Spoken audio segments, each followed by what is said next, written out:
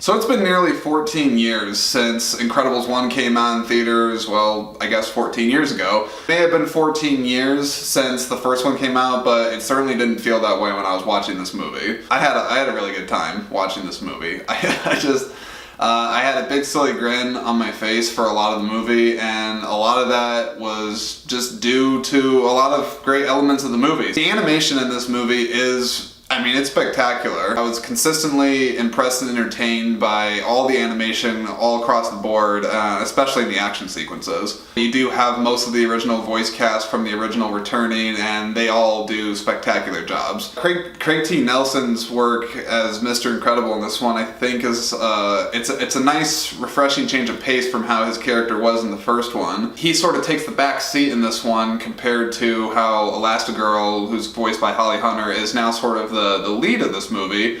But it's, like I said, it's a nice, refreshing change of pace, and it totally works for what they're doing with the movie and shows a different dynamic to the family, which we didn't get to see in the first one. So then, what's the story of Incredibles 2? So, story picks up actually right after the events of the first one with the Underminers coming out from the dirt. And so they pick up immediately right off the bat with that. I wasn't really sure, I guess, how that idea would work.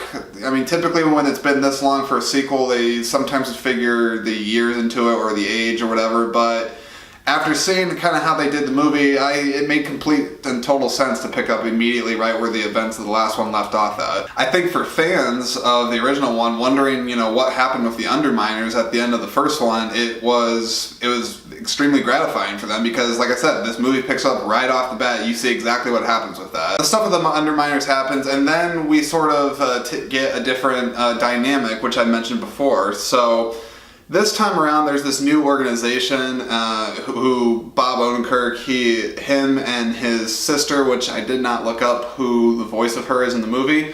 They run this sort of tech media company, and they're trying to get supers back into the spotlight and get them to be legal again. Because if you remember, in the first one, they were still kind of outlawed, and Mr. Incredible was doing most of the stuff behind his family's back.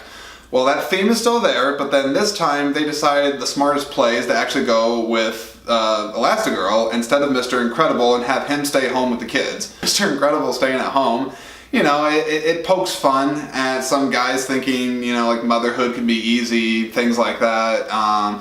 And so we get to see, an incredibly frustrated and silly Mr. Incredible just wandering around trying to, figure out how to parent his kid the way that his wife does. And so there's a lot of kind of silly, he's kind of a dopey guy, he doesn't really get that thing. But then it also just shows that how hard parenting is, especially from a man's perspective that doesn't always get to see it. I think what was nice about this, and it's also very timely, is that with Elastigirl being in the lead on this, it makes sense that they would go that route because given, in the recent years, there definitely has been a push for women's equality, equal rights, putting women more out into the forefront. So I think Pixar, in a lot of ways, I feel like part of it's got to be just with the climate that we have right now, the social climate that we have right now with women. I think it was very appropriate to do this, and it totally worked for the movie. Elastigirl kicked ass. It was awesome to see her have more time in the movie, just for the action sequences than Mr. Incredible himself. But Mr. Incredible's stuff at home was amazing. Probably my favorite scenes in the movie was just Mr. Incredible trying to figure out how to be a good dad at home. It definitely had some of the more funniest scenes in the movie. And speaking of funny scenes in the movie, Jack, the baby, that baby, he steals every scene in the movie. He was a funny little thing in the first one. There was a couple times I wasn't dying laughing, but I just could not help consistently laugh and smile at the adorable way that they made this baby look, the clever little situations that they came up for him to get in, and then also playing with the fact that his family now knows that he has superpowers. Talked about the story with this media company getting involved and wanting supers to be legal again. They put Elastigirl out in front, and she comes across this new villain in the movie called the Screen Slayer. I'm kind of conflicted on the villain of the movie. I mean, I think for like, you know, average movie going audiences, it's gonna be the villain totally works. It's creepy, and they have fun with it. And at one point, the villain is the Screen Slayer. He's supposed to be like this person that's like telling you that like too many screens is like a bad thing. People are too addicted to like social media and they're slaves to it and yada yada. And so on that message, I actually thought that was actually good for some kids to be seeing. And like, you know, the villain may be wrong, but there's a little bit of a point there that I think people can get.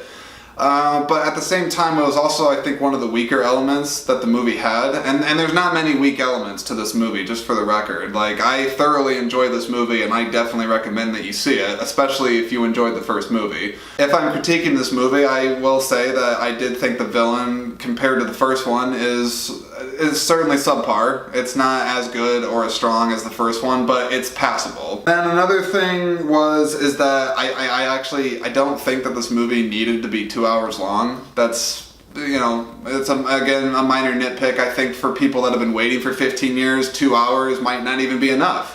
But I thought for what the story was and everything, I thought that we probably could have gotten it done in like an hour 45, but it goes on for, you know, like 2 hours. I think for everything that this movie was, for such a long belated sequel, it was fantastic. It was great to see these characters back. I love the family dynamic that they have at home with Mr. Incredible and Jack and the kids and everything.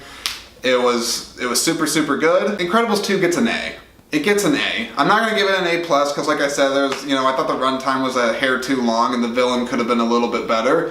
But you know what? The action was fantastic. It was a really good time at the movies. I think a lot of people are going to enjoy this movie, and it's definitely one that I would buy on Blu-ray. Alright guys, that's going to wrap it up for me for this video. Thank you so much for watching. If you like this content, go ahead and subscribe. There's going to be more reviews, more everything coming to this channel. I can't thank you guys enough for watching. You're seriously the best. And, you know, that's it. We'll see ya.